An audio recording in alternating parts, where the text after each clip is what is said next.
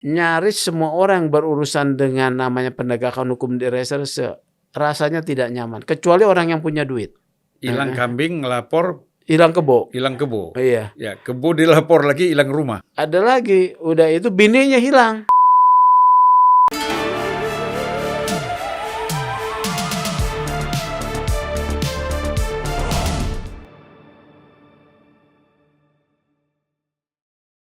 Ini kan sekarang si siapa istrinya Pak Sambo ini bersikukuh bahwa kasus ini adalah pelecehan.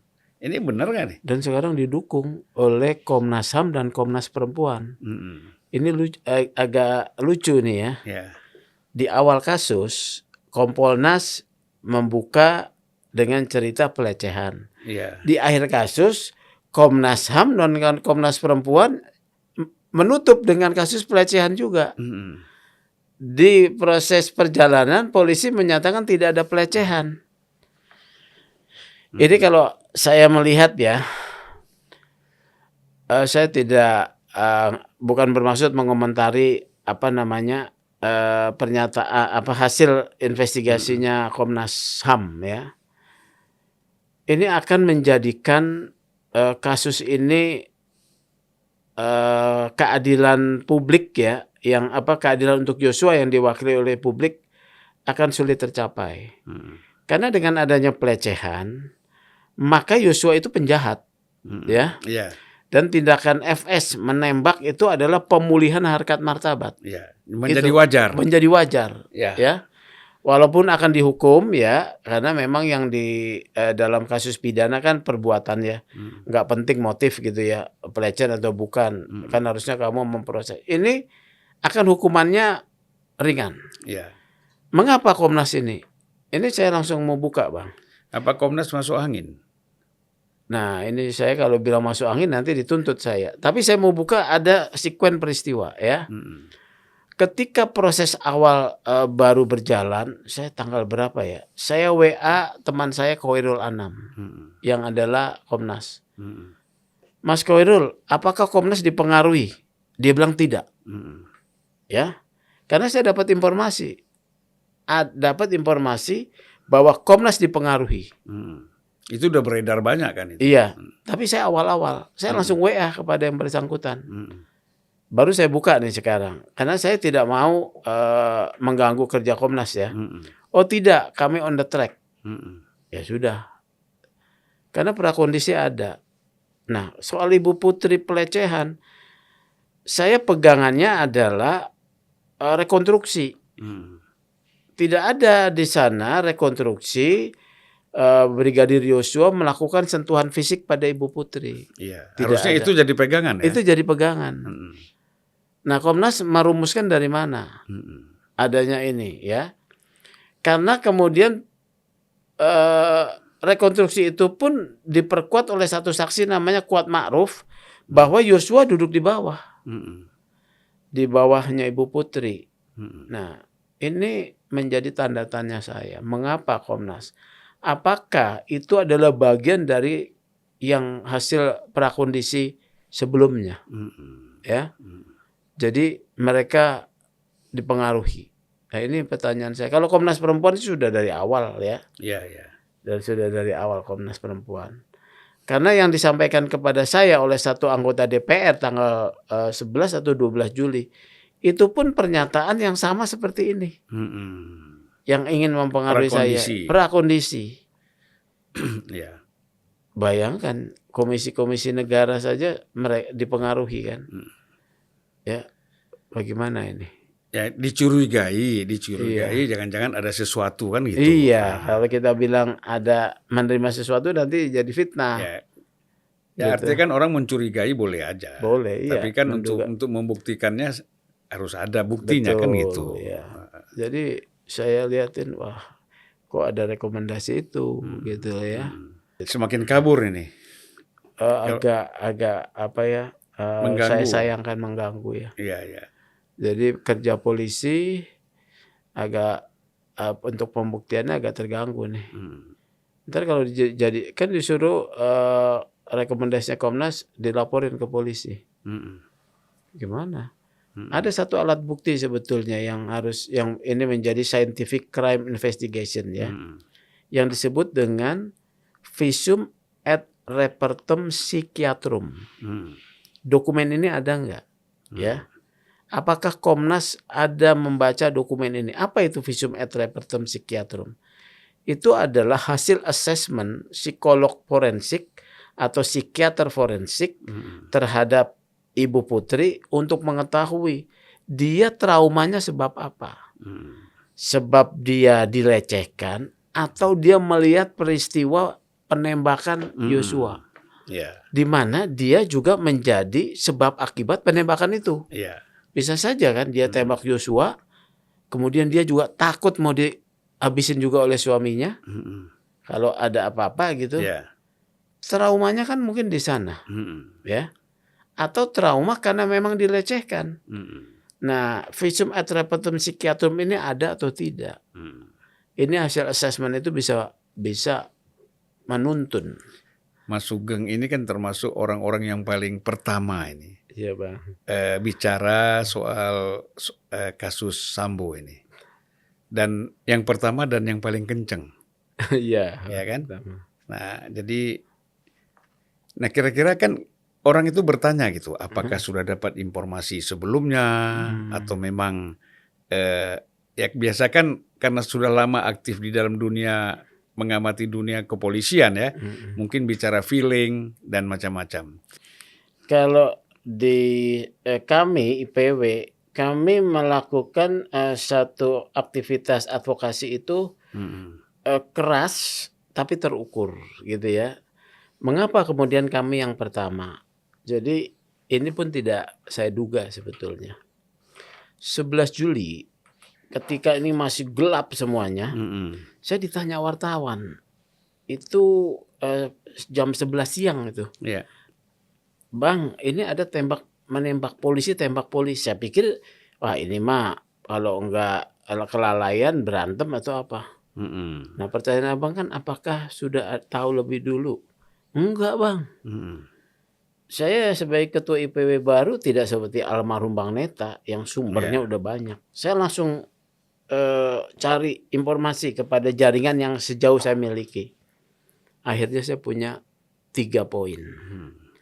Tanggal 11 Juli ketika belum semuanya gelap gulita, bahkan narasi yang dibangun itu narasi pelecehan, pengancaman, tembak-menembak, Brigadir Yosua penjahat. 4 nih.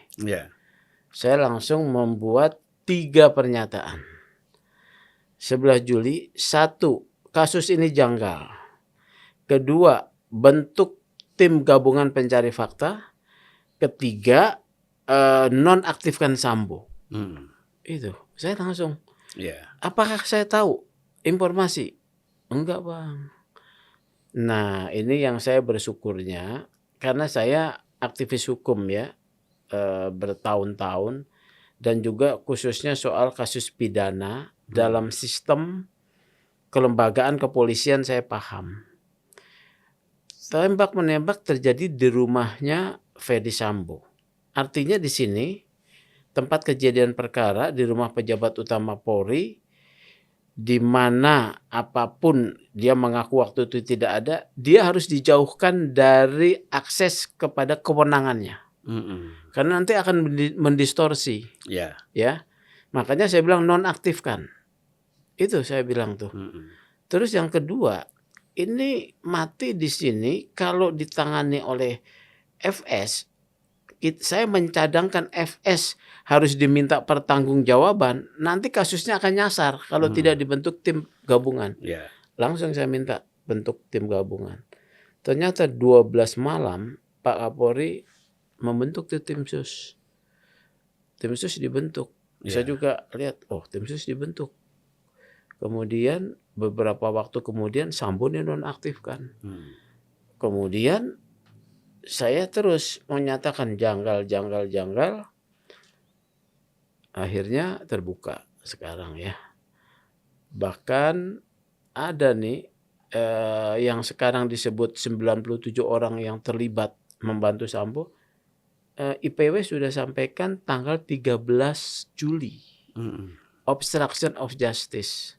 Bagaimana saya tahu bahwa ada dugaan pelanggaran prosedural untuk menghilangkan jejak perkara ini? Kan orang menyangka saya dapat informasi A1, enggak. Ya. Saya cuman melihat tempat kejadian perkara. Terusnya apa? Enggak ada polis lain. Ini udah enggak benar nih. Kalau sudah ada polis lain, berarti ada sesuatu yang ingin tidak diketahui oleh publik. Kalau sesuatu ingin tidak diketahui oleh publik terkait dengan yang namanya matinya seseorang, ini serius. Berarti tidak ada yang namanya olah TKP. Kalau tidak ada olah TKP, maka prosedurnya tidak ada. Kalau tidak ada olah TKP, berpotensi barang bukti hilang. Apalagi kemudian hari Sabtu saya ada berita hari Senin, CCTV di mana di lokasi kejadian cabut. Saya bilang ini obstruction of justice. Itu aja. Bukan berarti saya punya data A1. Iya, jadi memang ini pengalaman atau paling tidak alibi-alibi ya, yang biasa analisis yang dilakukan karena pengalaman tadi. Nah, oleh karena itu kan kalau kita lihat ya, terus apakah opini di media sosial, di media televisi, bahkan secara personal juga banyak yang memberikan opini, itu kan atas dasar apa yang dilakukan oleh IPW ya, gitu. Ya, mungkin mereka bersyukurnya ini zamannya netizen ya. Zamannya netizen yang bisa membantu banyak hal, pengungkapan kasus, penegakan keadilan ya. Nah, ini bersyukurnya. Jadi ketika saya lontarkan disambut ya. Karena sebetulnya orang melihat ya, selalu dalam pandangan akan selalu berpihak pada orang yang di bawah. Kan Yosua kan cuman brigadir. Dianggap orang lemah lah. Orang lemah. Itu adalah rasa keberpihakan masyarakat, orang lemah. Saya pun begitu. Saya menyatakan kalau ada satu lagi, Yosua ini dibilang sebagai penjahat, ya. Pertanyaannya, waktu saya dapat informasi nih bahwa Yosua itu diotopsi. Kan kita belum ada yang tahu. Nah, pandangan praktisi saya juga mengarahkan, loh kalau penjahat biasanya habis ditembak dikasih aja ke keluarganya. Ini diotopsi. Ada apa ini? Ada apa? Ini korban atau seorang penjahat? Nah, kemudian saya berpikir keadilan untuk Yosua yang mati tanpa bisa membela diri, ya, dikatakan sebagai penjahat, ini harus diperjuangkan. Nah, itulah. Terus makanya kita kencang terus. Ya, jadi kecurigaan IPW itu berangkat dari situ ya. Iya. Ya, jadi kalau kita lihat proses selanjutnya ya, walaupun sudah banyak sekali keterangan-keterangan tentang apa yang menyangkut persoalan kasus Joshua dan Sambo ini. Nah, kita kan melihat bagaimana proses perkembangannya ini. Kalau kasusnya udah terungkap ya. Menurut saya ini tinggal proses penyidikan dari tim sus ya. Kasus pokoknya sudah terungkap lah, itu tanggung jawab tim sus. Tapi IPW itu tertarik sesuai dengan mandat IPW tentang pengawasan kepada kepolisian itu soal bagaimana seorang FS bisa menarik 97 orang jatuh ke dalam jurang. Kegagalan. Ini kan menarik nih. Ya. Jadi kan harus dibedah tentang relasi kuasa FS kepada orang-orang ini. Itu satu.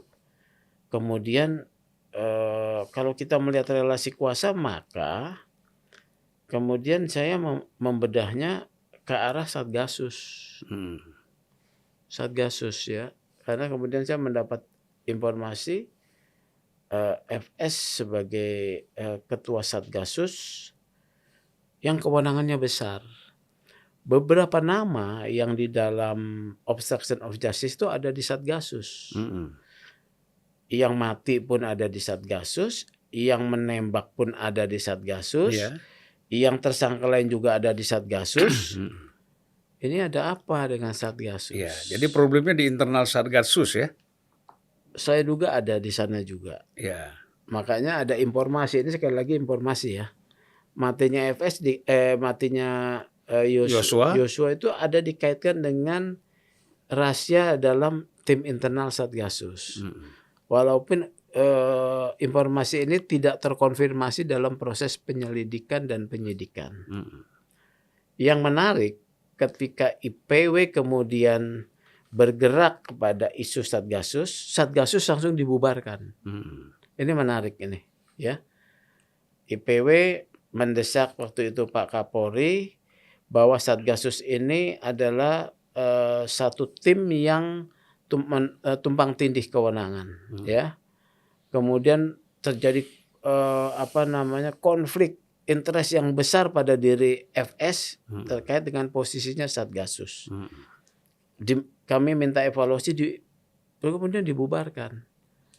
Nah, sebelum dibubarkan saya dapat informasi juga. Ternyata ada isu perlindungan judi yang dimainkan oleh FS. Apakah ya tadi di dalam kaitan relasi kuasa ya. Jadi saya melihat Satgasus ini bekerja atas dasar kepentingan, bukan atas dasar sumpah jabatan Polri, etika, hukum, enggak. Karena saya mendapat informasi ada praktek perlindungan 303. Itu ada informasi. Waktu itu saya belum beredar data, tapi saya sudah dapat informasi ya. Begitu saya buka, ternyata muncul nih data konsorsium 303. Tapi kan yang menarik ini ya, banyak sekali, tadi sampai 97 orang yang anggota polisi yang terlibat dalam kasus ini. Nah ini keterlibatan ini, kalau kita lihat prosesnya itu seperti apa menurut IPW? Jadi sudah terbuka ya di publik ya, berdasarkan hasil sidang kode etik. Ternyata kewibawaan Sambo itu besar sekali. Kekuasaannya ya. Kekuasaan dan kewibawaannya besar. Saya tidak tahu apakah karena dalam tanda kutip polisi-polisi lain ini lemah iman ya. Lemah jati diri atau tidak profesional. Tapi kalau saya melihat Sambo memang sangat kuat sekali ya. Kalau terhadap Kapolri bagaimana dalam pandangan IPW? Tadi kekuatan kewibawaannya. Kapolri kan begini ya. Kalau di Polri di dalam internal Polri kan ada kelompok-kelompok faksi-faksi ya. Ya, faksi-faksi. Sambo ini sebetulnya bukan faksinya Pak Kapolri. Oh, bukan. Dia fraksi sendiri barangkali. Pak Kapolri itu juga kayaknya nggak punya banyak teman juga ya, karena kan beliau memang. Ini Pak Listio ya? Iya. Kalau saya lihat Pak Listio hanya ada 2 kali ya yang dekat dengan dia ya. Dalam level yang satu SDM tuh Pak Wahyu Widada yang satu angkatan. Sama satu lagi siapa ya? Yang mungkin ada 2 Wahyu ya di dekat Pak Kapolri ini. Jadi Pak Kapolri nggak punya ini. Kalau Sambo ini kan adalah orang yang ditaruh oleh Kapolri sebelumnya. Itu tarikannya dari Satgasus Bang. Waktu Pak Idam sebagai Kapolri, Sambo itu sudah Kasatgasus. Ya. Sebelumnya dia juga waktu Pak Idam Kasatgasus, dia sekretaris Satgasus waktu zaman Pak Tito. Dan terus dia. Jadi seperti itu. Nah, Pak Kapolri dalam kasus ini dari kemarin yang penjelasan saya juga sudah dengar ya, dalam proses awal Pak Kapolri dibohongin katanya. Dibohongin. Oh. Kalau yang lain mereka kena 97 orang itu pertama adalah penyidik dari Jakarta Selatan yang AKBP ya. Sebetulnya AKBP itu datang dia mau melakukan Ini yang Kapolres ya? Bukan, AKBP Ridwan Soplanit. Kemudian juga Kapolres datang ya.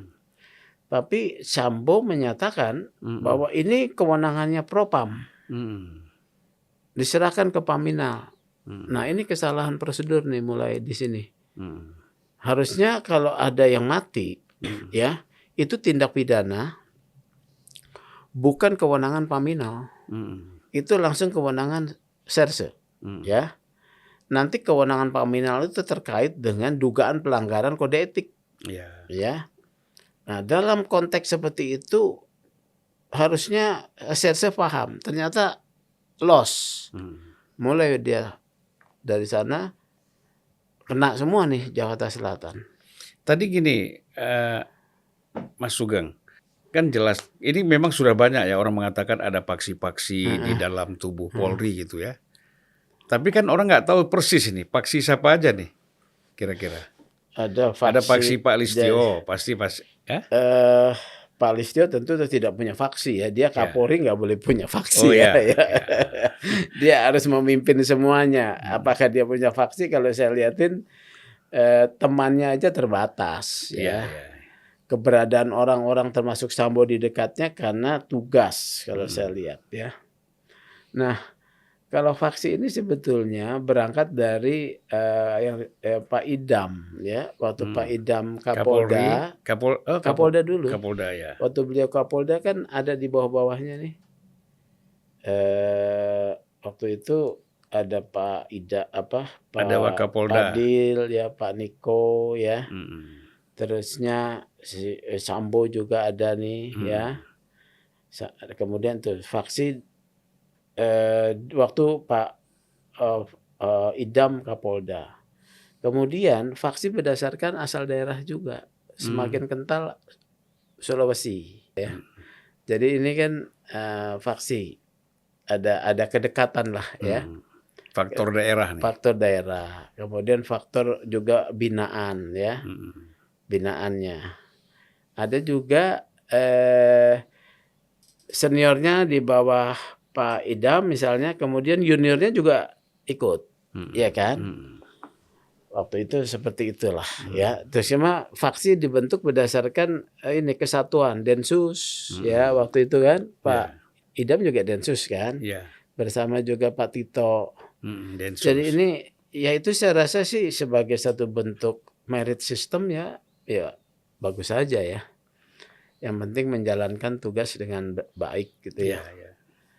Nah, kalau faksi lain dimunculkan sebetulnya yang dokumen yang sudah beredar, Bang. Dokumen soal 303 kan ada dua tuh, ya. Yang satu di puncaknya Sambo, yang satu puncaknya Pak Kabar Eskrim. Iya, Kabar Eskrim. Ini pasti kelompok yang lain. Begitu ya. Jadi dan itu dokumen dari mana? Dari polisi. Iya. Dokumen yang beredar itu dari polisi. Itu menunjukkan sebetulnya ada kelompok-kelompok di dalam kepolisian. Kalau mau kita positifnya bicara kompetisi, positif. Tapi sikut menyikut, ya banyak yang terjadi ya. Jadi sikut menyikut bagaimana kalau yang ini sedang jatuh pasti ditekan lagi gitu. Ya, tapi kan sebenarnya begini. Apapun paksi-paksi di dalam tubuh institusi pemerintah, apalagi Polri, itu sebenarnya sangat bahaya ya. Berbahaya. Ya, artinya mereka bagaimana mau ngurusin persoalan di luar kalau dia sibuk ngurus paksi-paksi yang ada. Kepentingan kelompoknya. Itu berbahaya. Nah ini kan harus menjadi catatan Pak Kapolri nih. Kasus ini harus menjadi catatan Pak Kapolri. Katanya yang melakukan pembenahan. Apakah mampu ya? Apakah bisa? Karena saya melihat kelompok-kelompok di dalam Polri menjadi satu kelompok yang sepertinya berada di atas hukum, ya, bahkan memainkan hukum. Jadi dia apa ya? Yang harusnya penegak hukum mungkin karena sudah biasa bergaul dengan seperti ini, kepekaannya, rasa keadilannya sudah tidak terasa. Akhirnya dia gunakan kesempatan itu untuk kepentingan penyalahgunaan, untuk kepentingannya sendiri. Jadi judul melayani rakyat itu sebetulnya cuman hanya menjadi sampingan saja. Melayani rakyat dalam segala hal ya, dalam kaitan tugas itu sampingan saja buat yang kelompok-kelompok seperti ini. Karena tujuannya adalah bagaimana bisa membuat sebagai kelompok yang kuat, kalau bisa juga suksesi sebagai Kapolri. Yeah. Nah, padahal mereka kan menguasai hayat hidup orang banyak nih polisi. Beda dengan TNI ya. Dari kita dalam kandungan sampai kita mati urusannya diurus sama polisi, Bang. Bagaimana itu? Ya. Oke, persoalan Kaisar Sambo ini ya. Sebenarnya kan dia sebagai puncak dari perjudian 303 ini. Dalam dokumen yang beredar ya. Dia kan artinya sudah selesai lah. Ya, sudah diberhentikan, sudah tersangka dan macam-macam akan terjadi lagi ke depan. Tapi kan jaringan-jaringan ini kan masih ada ini. Tidak hilang. Tidak hilang. Dan dugaan saya mereka mempersiapkan diri melakukan konsolidasi. Ya. Konsolidasi. Karena mereka juga ya sekarang ini kena badai lah. Tapi mereka pasti konsolidasi, Bang. Masih ada teman-temannya di luar. Salah satunya adalah ketika hari Jumat tanggal 4 atau tanggal 5 Agustus ya. Tanggal 5 mungkin ya. Pak FS belum dimasukkan di Makobrimob hari Sabtu.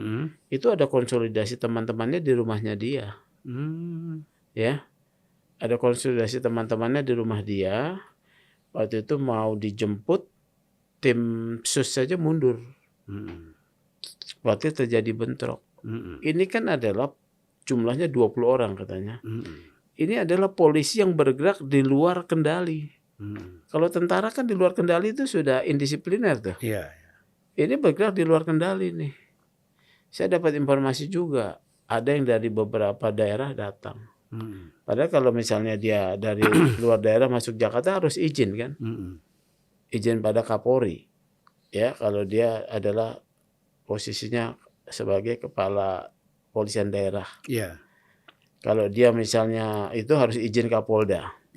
Izin kepala kesatuannya. Jadi kumpul ya dari satu kesatuan elit ya. Saya mendapat informasi begitu. Jadi masih ada. Dan perlawanan itu perlawanan terhadap mau mensolidkan atau katakanlah melakukan perlawanan dalam kasus ini juga masih berjalan. Masih ada upaya-upaya ini ya? Masih, Bang. Masih.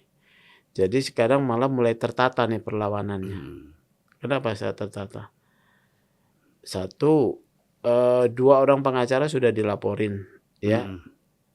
Terkait waktu mengkritisi soal Sambo CS ini. Itu Komarudin ya? Komarudin sama Diolipa ya.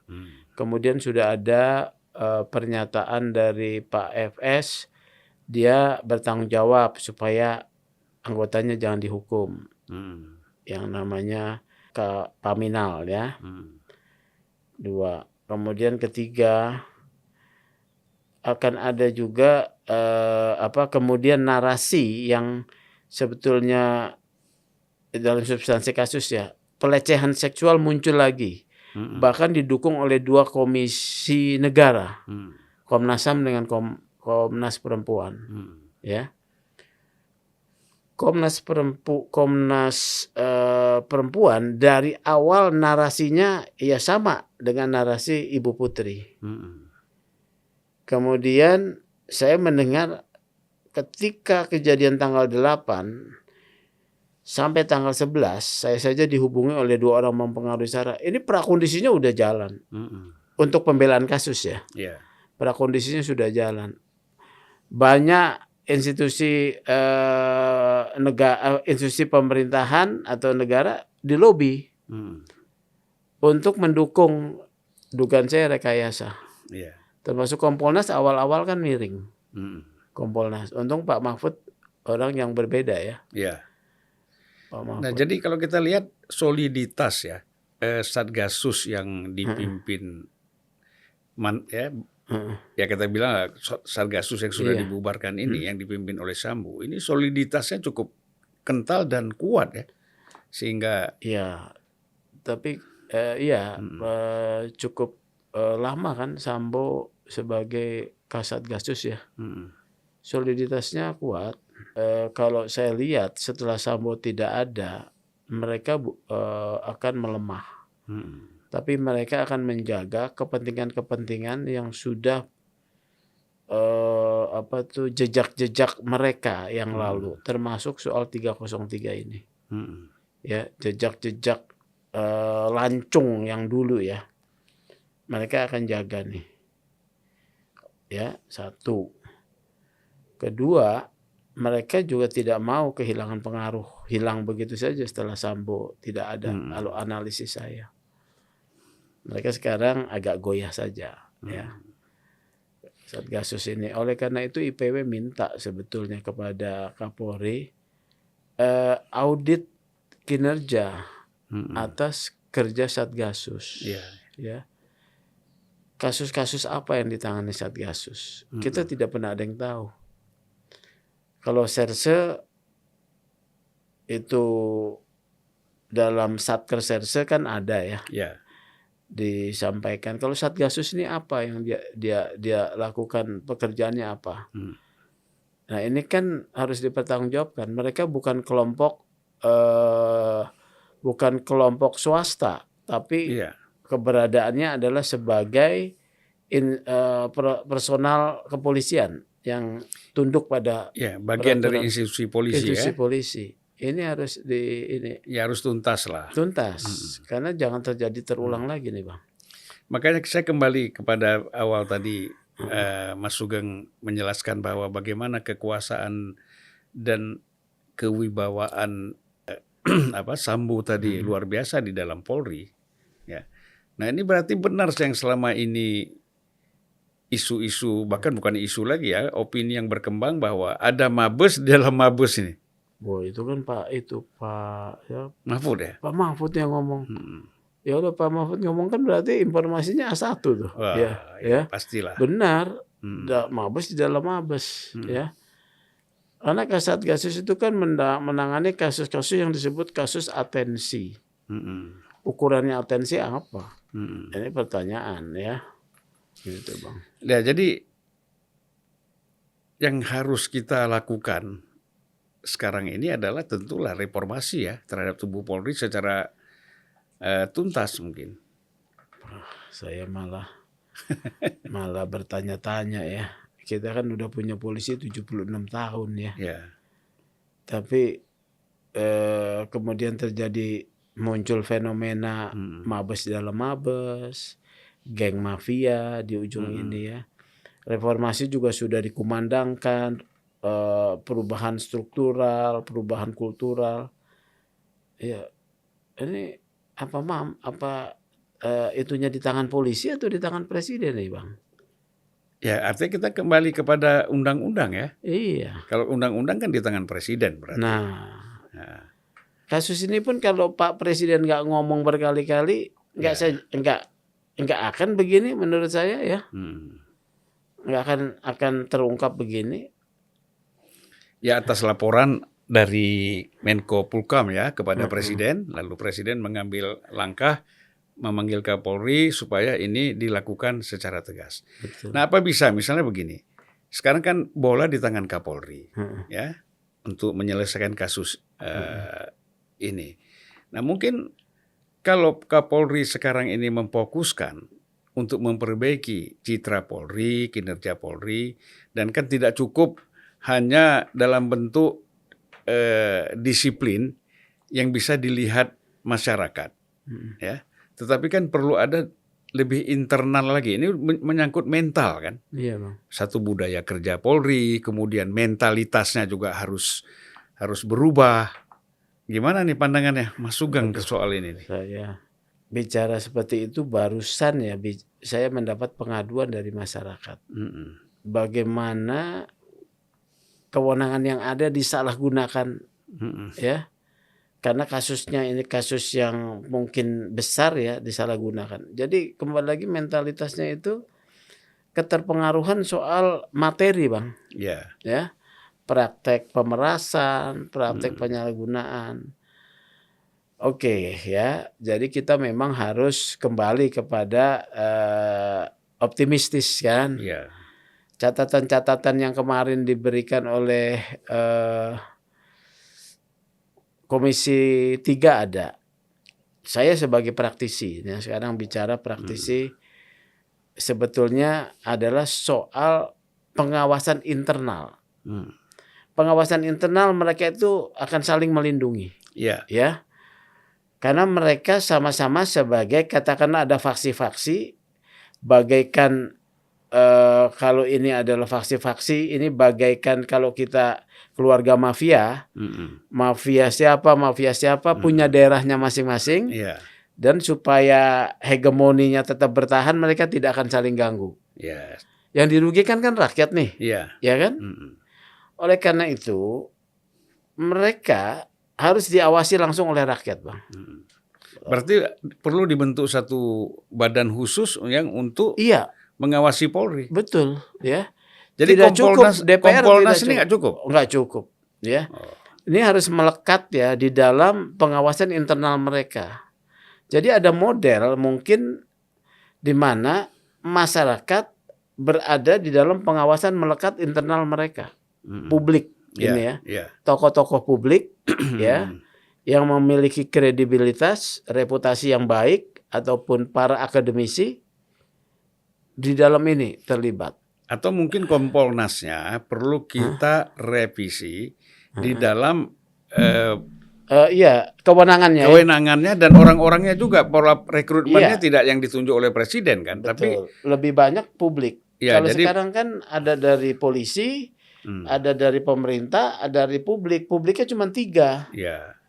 Gitu dan ya. ketuanya kan Menko Polhukam, wakilnya Mendagri. Ya tentu kan lebih dominan ya daripada publiknya. Makanya, kita kan kepingin supaya publiknya lebih dominan. Lebih baik menurut saya ketuanya bukan Menko Polhukam. Dia betul-betul ini. Supaya lebih pengawasannya menjadi lebih menggigit ya. Ini kan gini, Bang. Kebetulan saja Menko Polhukamnya itu Pak Mahfud yang memang kritis dan memang ingin menyelesaikan. Belum tentu Menko Polhukam yang lain nanti seperti itu ya. Kalau Pak Mahfud nggak ngomong begitu, presiden nggak kasih perhatian. Ini Yosua itu cuma dihitung sebagai angka aja. Angka-angka yang tak bermakna ya. Orang-orang yang ditembakin mati mungkin oleh oknum polisi yang dihitung sebagai angka, bukan sebagai jiwa, ya. Kalimantan Selatan tuh banyak penembakan, ya. Jadi orang yang dituduh sudah melakukan kejahatan ditembak. Ini sudah kalau soal kultural kekerasan ya, arogansi udah.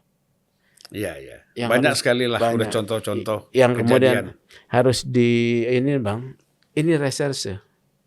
Nyaris semua orang berurusan dengan namanya penegakan hukum di reserse rasanya tidak nyaman, kecuali orang yang punya duit, ya, kecuali yang punya akses kekuasaan, ya. Nggak ada cerita itu rakyat dilayani di sana, ya. Ini saya mau nyatakan keras ini ya. Bahkan katanya kalau rakyat hilang kambing ngelapor hilang kebo. Iya. Ya, kebo dilapor lagi hilang rumah. Iya, iya kan, begitu. Ada lagi, udah itu bininya hilang. Aduh. Kan kejadian. Dia sudah ditahan, bininya kemudian diselingkuhi. Aduh. Ini ngeri, Bang. Dari segi moralitas, mentalitas sudah parah benar ya. Iya, Bang. Jadi begini Mas Sugeng, ini kan sebenarnya ya. Kalau kita lihat kasus kasus Sambo ini, Joshua dan Sambo, itu kan kita melihat ini kan momentum sebenarnya untuk merubah kinerja Polri yang selama ini terus terang sebelum ada kasus Sambo ini juga orang sebenarnya sudah katakanlah sudah malas berurusan dengan polisi ya. Nah, apalagi dengan setelah ada kasus ini kalau tidak diselesaikan secara tuntas, saya kira institusi polisi ini lebih parah ini.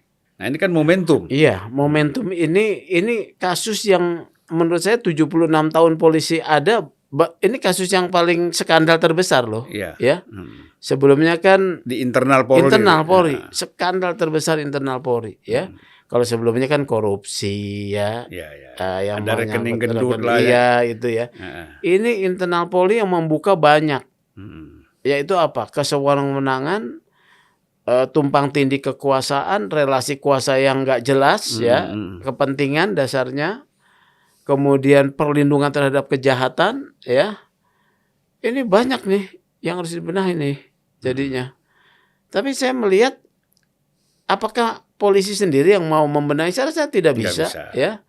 Makanya itu tadi kita masuk kepada pengawasan di tubuh Polri yang selama ini terasa sangat lemah kan gitu. Tapi DPR kan ada sebetulnya Bang ya, wakil kita ya DPR ya. Tapi kan begini, kita review mundur sedikit ke belakang ya. 2017 Pak Tito itu kan sudah membawa ini persoalan Satgasus ke Komisi 3. Kemudian Komisi 3 setelah perdebatan panjang segala macam kan menolak adanya Satgasus karena dianggap tumpang tindih dengan Bareskrim. Iya. Tetapi mengapa tahun 2019 ya menjelang pemilu Pak Tito itu, kalau nggak salah saya waktunya mungkin menjelang pemilu ya atau sebelum pemilu ya, Pak Tito justru mengeluarkan sprint membentuk Satgasus ini. Ya politik itu menurut saya kali ya. Jadi Satgasus ini lahir juga bukan persoalan hukum, bukan persoalan politik. Hanya itu. Berarti ada ada unsur politik ya di sana. Oleh karena itu memang Komisi 3 ini harus mencermati hal-hal seperti ini. Tapi setelah berjalan kan Komisi 3 tidak ada kritis terhadap Satgasus yang sudah berjalan dari 2019 ya.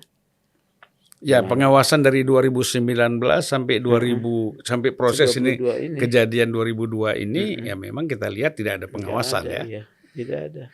Tidak ada secara khusus membahas soal Satgasus. Ya pada itu kan kebijakan, ya kan, bukan penanganan kasus ya, kebijakan ya. Kebijakan yang menurut saya tumpang tindih, kemudian pemusatan kekuasaan yang besar. Ini kan kalau nggak salah sempat dipanggil MKD ya. Iya. MKD. Saya ditanya karena melontarkan pernyataan bahwa DPR menerima dana, itu kan saya melontarkan. Dan itu sudah saya koreksi sebetulnya sebelum saya dipanggil. Jadi saya datanya yang saya tidak ada, ya. Dan jadi saya bilang itu dugaan, tidak ada bukti saya klarifikasi. Jadi itu udah clear lah. Tapi yang saya berharap ya, bagaimana ya, kritisme Komisi 3 itu penting untuk pembenahan reformasi Polri ya. Ya menjadi harapan lah. Iya. Ya, bahwa sikap koreksi kritis pengawasan dari Komisi 3, dari Kompolnas. Itu aja dua itu kan. Ya, dua lembaga itu sebagai yang resmi ya. Iya. Secara formal itu institusi yang memang mempunyai kewajiban untuk mengawasi Polri. Nah, kita harapkan ini berjalan lah. Ke depan jangan lagi lengah. Nah, ini kan masalah lengah aja nih. Kita tidak mengatakan bahwa DPR tidak peduli ya. Tetapi menurut saya lengah. Bahwa ini dianggap hal biasa, kemudian dia berjalan normal, ternyata begitu ada kasus ini kan DPR-nya bingung sendiri gitu. Kok muncul ini kasus kan gitu. Kalau saya mau analogikan Bang ya, tubuh ini, Polri ini, tubuh Polri, kita tubuh ya, ini kan ada problem ya, di salah satu ada geng ya, mabes dalam mabes, ini kan sudah diamputasi ya. Tapi sebetulnya kalau kita nilai sebagai mutasi genetika yang menjadi tumor ataupun kanker, ini belum habis. Ini nanti tumbuh lagi loh. Harus dituntaskan sekarang. Ya, saya khawatir seperti tadi dengan adanya kepentingan politis, keterkaitan politis, bahwa ini bisa jadi nggak selesai kan. Kira-kira institusi di luar polisi yang paling punya kepentingan nih secara politis, institusi apa ini? Ya kalau dalam kembali kepada undang-undang kepolisian kan presiden. Oh ya ya.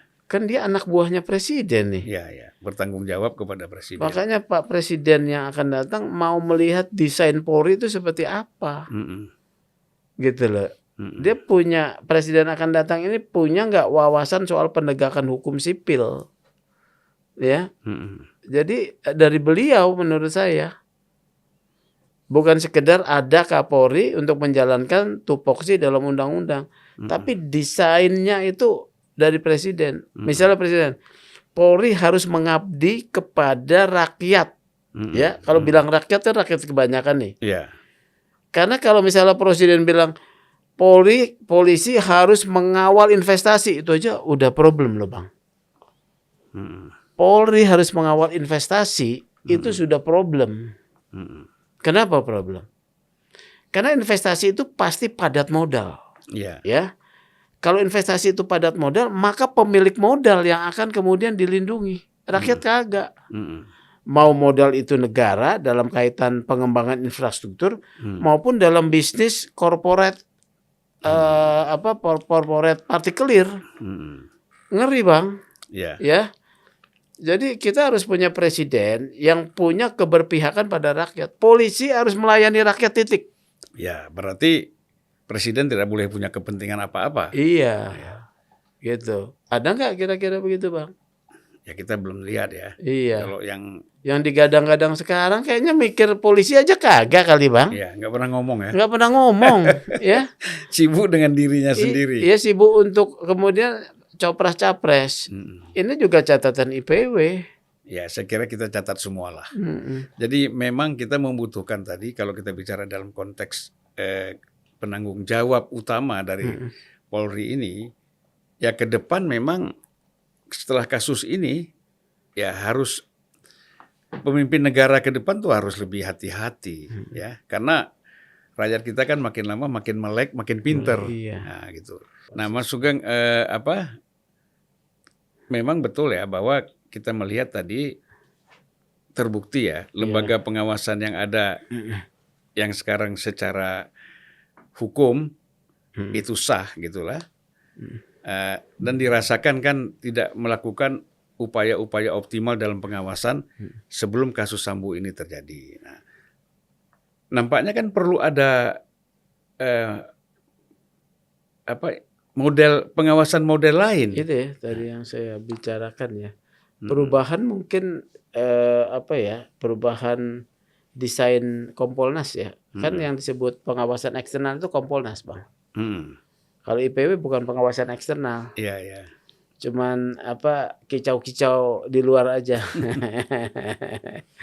Jadi desain Kompolnas itu harus diperkuat ya.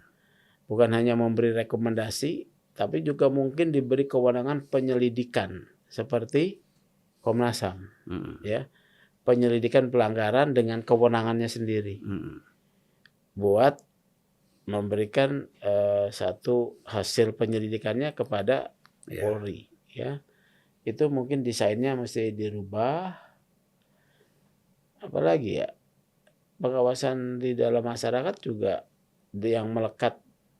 Misalnya nih, ini ada model juga Bang, ya. Apakah bisa dalam beberapa organisasi profesi itu punya majelis kehormatan. Majelis kehormatan itu ada unsur publik, ya.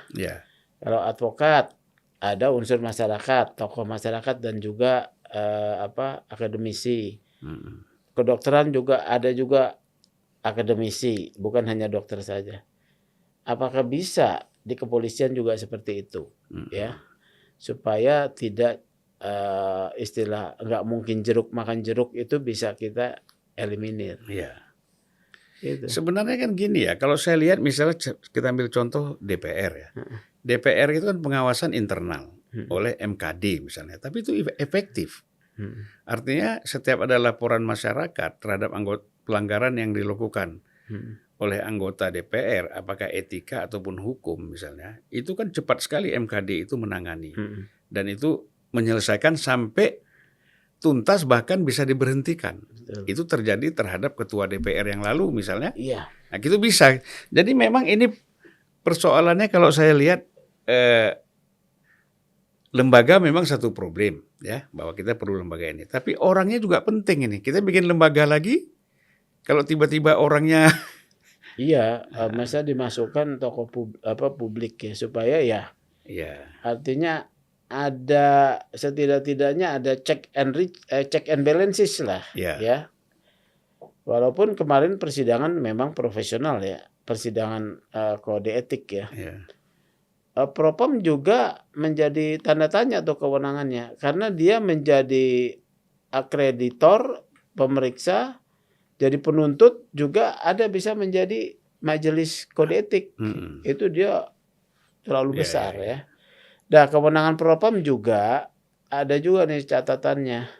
Paminal itu kewenangan soal pengamanan anggota, peralatan ya, kemudian pengamanan informasi data, ini harus dikurangi, diserahkan ke Intelkam sebagian.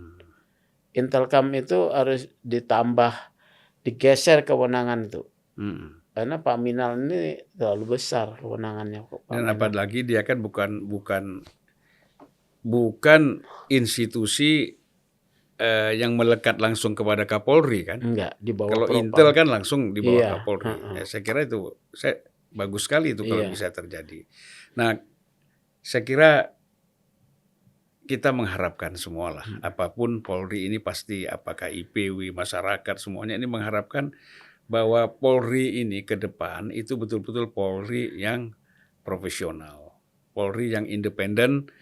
Ya katakan beginilah, walaupun Kapolri itu dia diusulkan oleh Presiden kepada DPR, ya kan, lewat fit and proper test.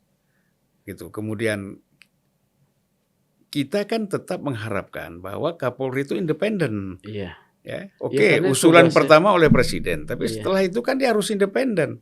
Iya. Tidak boleh tergantung kepada Presiden, misalnya sebagai orang yang mengusulkan dia sebagai Kapolri. Ya harus di backup gitu ya. Ya.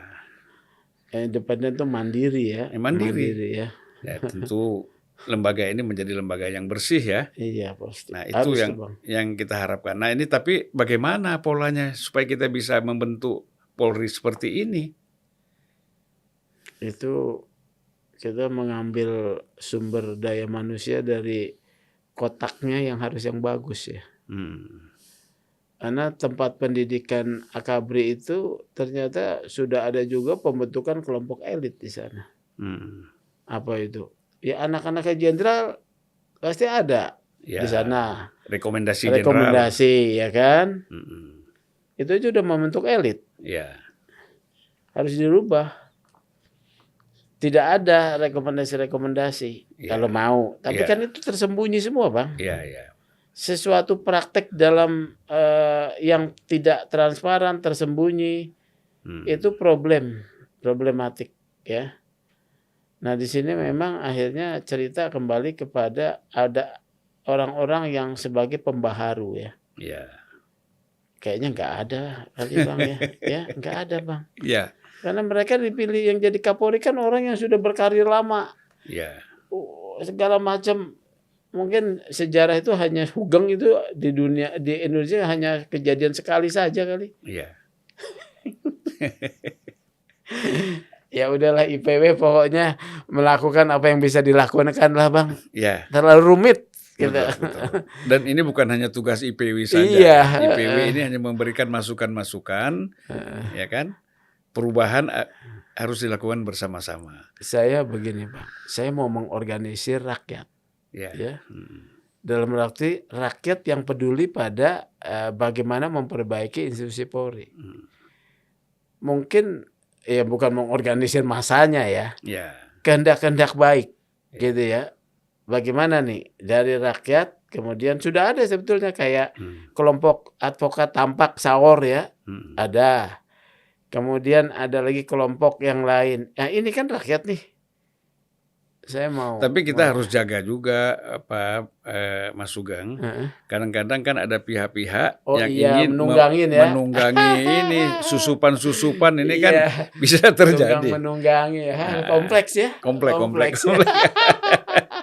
Baik Mas Sugeng, terima kasih banyak ya. Waduh, sebagai ketua IPW yang sangat sibuk sekali ya, tapi menyempatkan diri untuk hadir Iya dong, Pak. Kalau senior saya datang pasti.